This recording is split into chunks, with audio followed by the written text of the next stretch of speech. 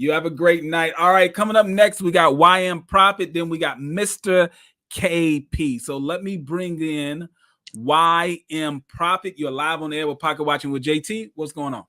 Hey, how you doing, JT? I'm doing good, man. Thanks for calling. Hey, man, great to have him be on the show, man. One of the first things is, this has been going on for a while, and the first thing I've been checking is her mental. How are you able to go at sleep at night knowing everyone knows you full of shit, and everyone knows you're corrupt? We got YouTubers that got millions of subscribers doing documentaries, and I don't know if you heard of Tommy G. Yeah, I showed a clip from his documentary. Yes, sir. And it's amazing. The proof is in the pudding, and deep inside, I feel like she's like an agent. Like it's like it almost seems deliberate, or there's some mental illness going on. If you know what I'm saying, because it's right there. Just like you as a professional, like you as you are, JT. It's not hard for you to see what's going on. Right. Like that, like I always ask myself the question, like, what's the end game? Do you really believe that these transactions will not be discovered? They've gone like 3 years without doing a proper audit and financial statements. That is why the state government is not giving them certain funds that they normally allocate to the municipality, because she has not presented any real financial statements for them to do it. So they're withholding, I think, over $100,000 worth of funds that the city really needs right now, even though that's a drop in the bucket for the multiple millions of dollars they're in debt. But still, you still need funds coming in, and the state government is withholding it because of their lack of financial statements that they were supposed to produce. Right. Like, how long? Thank you for saying that, JT. I'm a big fan, so you put me on so much game. You know what I'm saying? And it's opened my eyes up to so many things, to the point where it wake me up, and it comes to a point where it's, how long can you keep up with this? How can you get sleep at night? Because we're at the point now where, just like Pocket Watching with JT, we can just pull it up instantly. Yeah.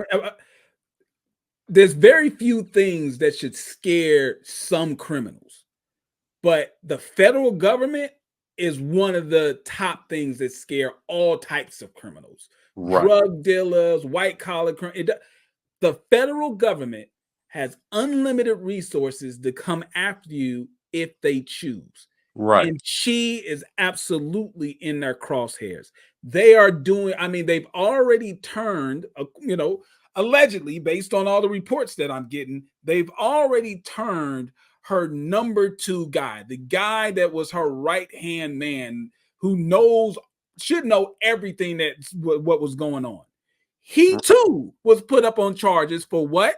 For bankruptcy fraud. And now he's turned, it looks like he's working for not only the trustees, like he's now giving the trustees the information that they were looking for. I believe he's also giving the federal government information that the federal government's looking for. And they're doing the exact same thing to the police chief now. Anyone who's close to her, if you've got dirt underneath your fingernails, the federal government is going to come looking so that you can go against her, period. Right. And it's looking pretty bad, man. At this point, you've already covered this. I've watched your other podcasts, your other videos. You have hours upon hours of straight facts. I mean, you're pulling up this transcripts. You're pulling up the everything. And it's to the point now where I'm putting myself in her shoes, and I'm thinking, how can you get sleep at night? How are you still able to pull these type of acts? And I mean, think about it. It's just crazy. It's crazy. Yeah, man. It's we live in an insane world where when people decide to stand up and say, hey, we need to do something, sometimes it's so late that the mess that was made is going to take a lot to clean it up. Now, in all actuality, like when you look at it, you can clean this whole mess up with like 8 to 10 million. And 8 to 10 million isn't a big number when you talk about bigger government, state government, federal government. They could easily write a check and clean up this mess. But when you're talking about a small municipality, this $4, $5, $6 million hole, whatever it is a pretty big hole for them. And all communities all around the country, we need to be focused on our local politics before we look up ticket, because this one person, this one mayor, this one little mayor in this little small municipality, she's been able to, based on reports, destroy this community financially. And I'm sure she probably, a small place like that, she didn't even have that many votes. When to become mayor, there's a municipality in the St. Louis metro area where you can become mayor with 35 votes. That's right. You know what I'm saying? Like, it don't take much. It don't. Thank you, JT, man, to have me on the show, man. I really absolutely. You have a good one, my brother. Thank you for calling in. Thank you. All right. Now listen.